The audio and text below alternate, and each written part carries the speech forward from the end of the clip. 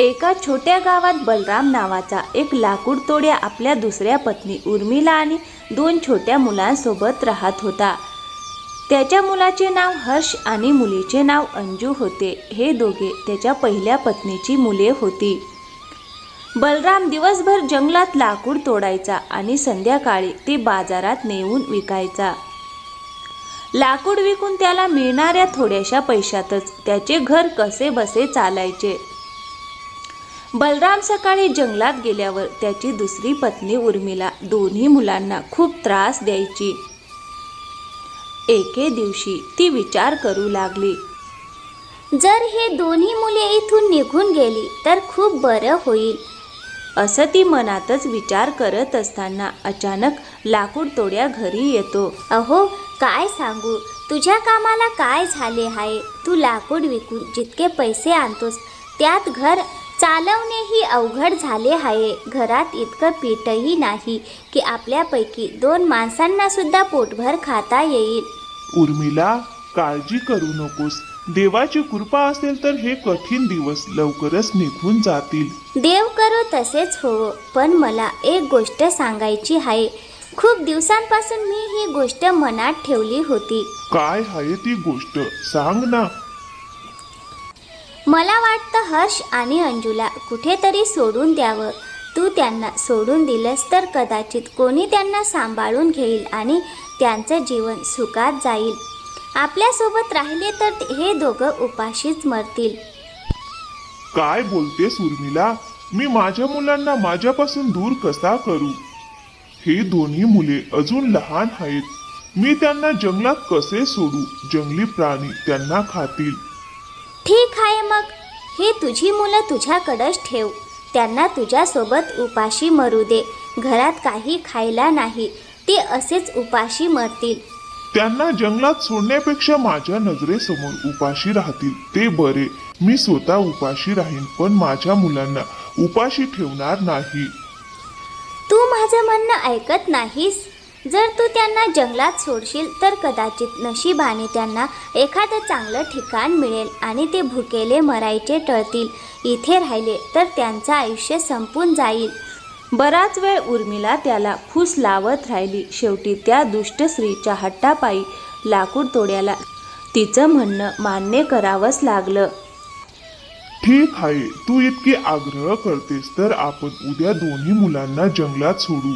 पण उर्मिला, माझं मन अजिबात तयार होत नाही. मला खूप भीती वाटते की मुलांना काही होऊ नये. तुला काय वाटतं, हे फक्त तुझेच मुलं आहेत का? हे माझी देखील मुलं आहेत. मी त्यांच्यासाठीच हे सुचवत आहे. उद्या संध्याकाळी आपण त्यांना जंगलात सोडू. जंगलात सोडून देणार हे ऐकून दोघेही घाबरून जातात. दीदी, आपली सावत्र आई आणि बाबाच आपल्याला जंगलात सोडण्याबद्दल बोलत आहेत. जर त्यांनी आपल्याला तिथे सोडलं तर जंगलातील प्राणी आपल्याला खातील. भाऊ, मलाही खूप भीती वाटते. जर आपली जन्मदात्री आई जिवंत असती तर ती आपल्याला कधीच जंगलात सोडण्याची गोष्टही केली नसती. उद्या ते आपल्याला जंगलात सोडून जातील. त्याआधी आपल्याला परत येण्यासाठी काहीतरी मार्ग काढायला हवा.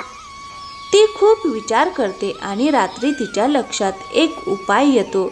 ती हर्षला म्हणते, आपल्याला जंगलातून परत कसे यायचे ते मला सुचले आहे. त्यासाठी आपल्याला छोटे छोटे दगड हवे. आपण जंगलात जाताना रस्त्यात हे दगड टाकत जाऊ. त्यामुळे आपण परत येऊ शकतो. हर्ष दगड गोळा करून आणतो आणि शांतपणे सगळे दगड आपल्या खिशात भरतो. दुसऱ्या दिवशी उर्मिला म्हणते, मुलांनो, आज आपण सगळे तुमच्या बाबांसोबत जंगलात जाऊ.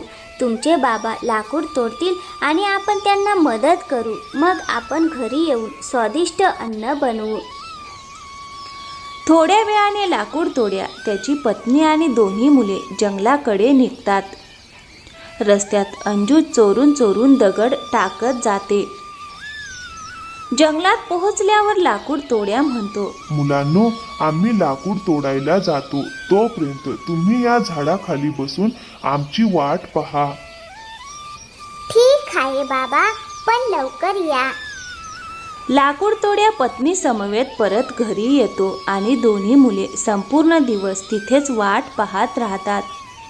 पण त्यांचे आई बाबा काही परत येत नाही. थोड्या वेळाने अंधार होऊ लागतो आणि त्या दाट जंगलात दोन्ही मुलांना खूप भीती वाटू लागते. दीदी, मला खूप भीती वाटते आहे. आता आपण काय करायचे? जर एखादा जंगली प्राणी आला तर तो आपल्याला खाऊन टाकेल. घाबरू नको हर्ष, आपण रस्त्यात दगड टाकले आहेत ना, त्याच दगडाच्या मदतीने आपण परत घरी जाऊ. दोन्ही मुले दगडांचा मागोवा घेत घेत आपल्या घरापर्यंत पोहोचतात. सावत्र आई उर्मिला त्यांना पाहते तेव्हा तिला खूप राग येतो. ती मनातच विचार करते, हे मुलं फारच हुशार झाली आहेत. यांना घरी येण्याचा मार्ग कसा काय सापडला? किती प्रयत्नांनी मी त्यांना घराबाहेर काढलं होतं. माहीत नाही हे दुष्ट मुलं त्या दाट जंगलातून कशी परत आली. माझे सगळे प्रयत्न वाया गेले. आता यांना मी सोडणार नाही. तुम्ही दोघे खूप खट्या झालात. कुठे गेला होतात? तुमच्या वडिलांनी तुम्हाला त्या झाडाखाली थांबायला सांगितलं होतं, पण तुम्ही तिथे दिसलातच नाही. आम्ही त्या जंगलात खूप शोधलं, पण तुम्ही सापडलात नाही. जर तुम्हाला जंगलात काही झालं असतं तर गावातील लोक म्हणाले असते की सैतानीनेच मारून टाकलं. लोकांना काय माहीत तुम्ही किती खट्याळ आहात. इतका वेळ घराबाहेर राहता, तुम्हाला काहीच भीती वाटत नाही का? तेवढ्यात तिथे लाकूड तोड्या वापस येतो आणि आपल्या मुलांना पाहून त्याला खूप आनंद होतो आणि तो त्यांना मिठी मारतो. मग असेच काही दिवस निघून जातात. लाकूड तोड्याची आमदनी फारच कमी होऊन जाते. त्यांचे जगणेही मुश्किल होते. मग एक दिवशी त्याची बायको पुन्हा त्याला मुलांना जंगलात सोडायचा आग्रह करते. लाकूड तोड्या आपल्या पत्नीला खूप समजावतो की तो मुलांना पुन्हा जंगलात सोडणार नाही, पण उर्मिलाच्या सततच्या आग्रहापणामुळे तो पुन्हा मुलांना जंगलात सोडण्यास तयार होतो. मग दुसऱ्या दिवशी तो दोन्ही मुलांना स्वतःसोबत खूप आत दाट जंगलात घेऊन जातो. मग तो म्हणतो, मुलांनो, इथे शांतपणे आमची वाट पहा. मी लाकूड तोडतो आणि थोड्याच वेळात परत येतो. तो पुन्हा दोन्ही मुलांना त्या दाट जंगलात सोडून पत्नी समवेत घरी येतो. मुले खूप वेळ वडिलांची वाट पाहत राहतात.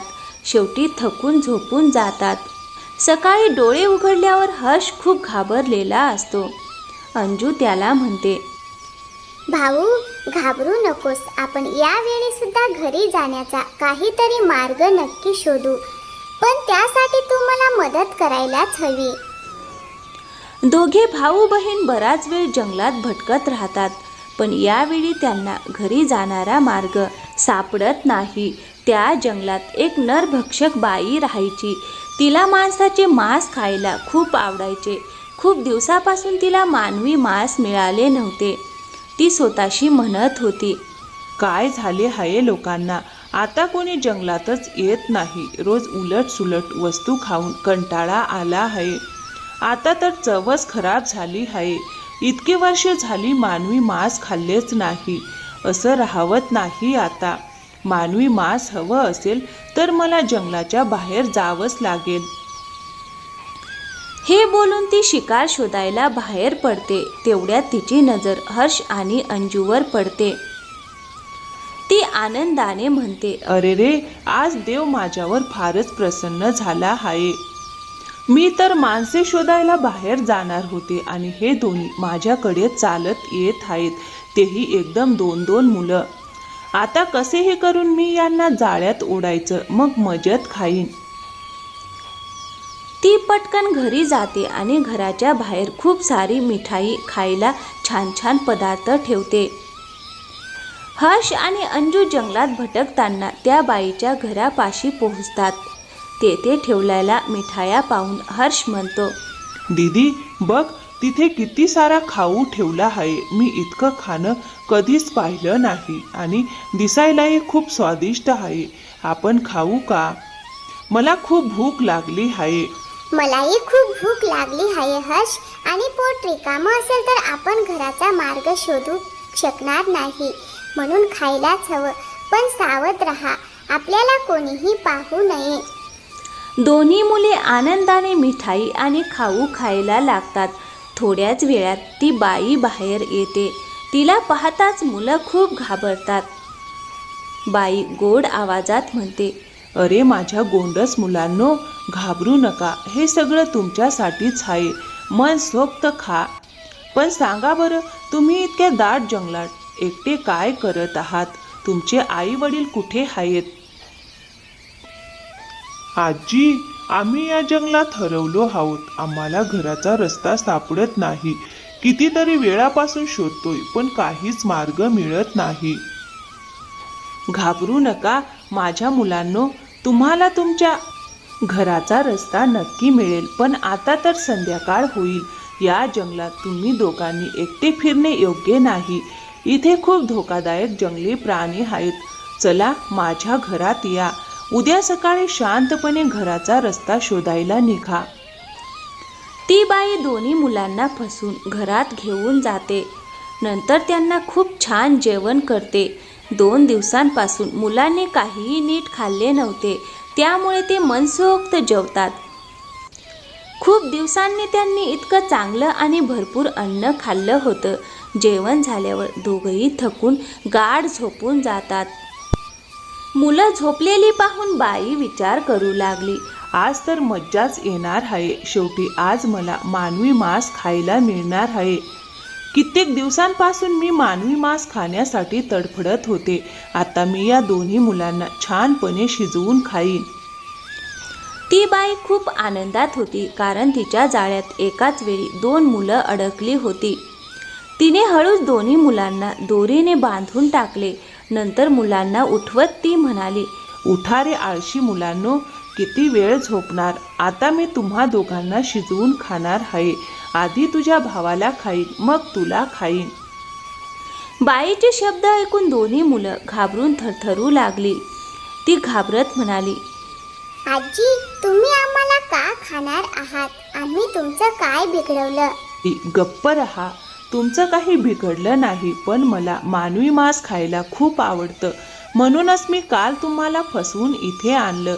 पण मांस शिजवायला घरात लाकूड नाही. मी जंगलातून पटकन लाकूड घेऊन येते, मग तुम्हाला शिजवून खाईन. असं म्हणत ती जंगलात लाकूड आणायला निघाली. दोन्ही मुलं घाबरून रडू लागली. कोणी आहे का इथे? आम्हाला इथून सोडा. कृपया आमची मदत करा, नाही तर ही बाई आम्हाला मारून खाईल. जंगलात भटकत असतो तरी जंगली जनावराने खाल्लं असतं, पण हे अजून वाईट आहे. त्या दाट जंगलात कोणीच नव्हतं. तेवढ्यात एक बुटका मनुष्य तिकडून जात होता. त्याला मुलाचे ओरडण्याचे आवाज ऐकू आले. कोणी आम्हाला वाचवा, कृपया आमची मदत करा. हे ऐकून तो लगेच त्या बाईच्या घरात धावला. त्याने मुलांना त्वरित सोडलं आणि विचारलं, तुम्हाला इथे कोणी बांधलं? एक आदमखोर बाई आहे. ती मुलांना फूस लावून घरी आणते आणि मग त्यांना खाऊन टाकते. आम्हालाही तसंच फसवलं. ती लाकूड आणायला गेली आहे आमचं मांस शिजवण्यासाठी.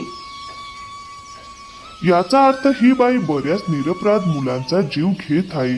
तिला धडा शिकवलाच पाहिजे. तुम्ही एक काम करा, घरातील सगळे मौल्यवान दागिने, हिरे, मोती एका गोणीत भरा. मुलांनी बुटक्या माणसाच्या सांगण्याप्रमाणे बाईच्या घरातील सगळ्या मौल्यवान वस्तू गोळा करून एका पिशवीत भरल्या. इतक्यात ती बाई परत आली. तिला मुलं दिसली नाहीत. तेव्हा ती घाबरली. तेवढ्यात बुटका मनुष्य आणि दोन्ही मुलं हळूच मागून आले आणि त्या बाईची चांगलीच धुलाई केली. तिला मारून लहूलुहान केले आणि तिथून निघून गेले. बुटका मनुष्य दोन्ही मुलांना आपल्या घरी घेऊन गेला. त्याने विचारलं, तुम्ही त्या धोकादायक जंगलात कशाला गेलात? लोक तिथे खूपच कमी जातात. जर मी वेळेवर आलो नसतो तर त्या बाईने तुम्हाला नक्कीच खाल्लं असतं. तुम्ही आमचे प्राण वाचवले. आम्ही तुमचे आयुष्यभर ऋणी आहोत. अंजूने दागिने माणिकांनी भरलेली पिशवी बुटक्या माणसाला दिली. तो प्रामाणिक असल्यामुळे त्याने सोन्याचे 3 भाग केले. 1 भाग त्याने घेतला आणि उरलेले 2 भाग मुलांना दिले. मग त्याने त्यांना निरोप दिला. दोन्ही मुलं लवकरच घरी जाणाऱ्या मार्गावर पोहोचली आणि घाईघाईने घरी पोहोचली.